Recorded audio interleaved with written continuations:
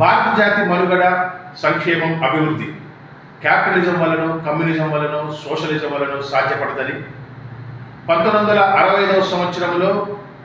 భారతీయ జనసంఘ్ జాతీయ సభలు విజయవాడ వేదికగా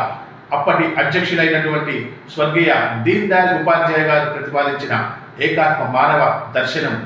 అనే మూల సిద్ధాంతం వలన మాత్రమే సాధ్యపడుతున్నదని, ఆ ప్రయాణంలో ఇప్పటి అమృతకాల్ సమయంలో ఆత్మనిర్భర్ భారత్ నరేంద్ర మోడీ గారి నేతృత్వంలో భారతదేశం అన్ని రంగాలలో విశేష అభివృద్ధిని సాధిస్తూ శరవేగంగా ముందుకు వెళ్తున్నటువంటి తరుణం, ప్రపంచంలోని అగ్రదేశాలతో పోటీ పడుతున్న తరుణం, ప్రపంచంలోనే భారతదేశం ఒక అగ్ర దేశంగా అమృతకాల్ సమయంలో ఆత్మనిర్భర్ భారత్, వికసిత్ భారత్గా 2047వ సంవత్సరానికి నిర్మాణం అవుతున్నదని విజయవాడలో జరిగిన ఏకాత్మ మానవ దర్శనం పునఃస్మరణ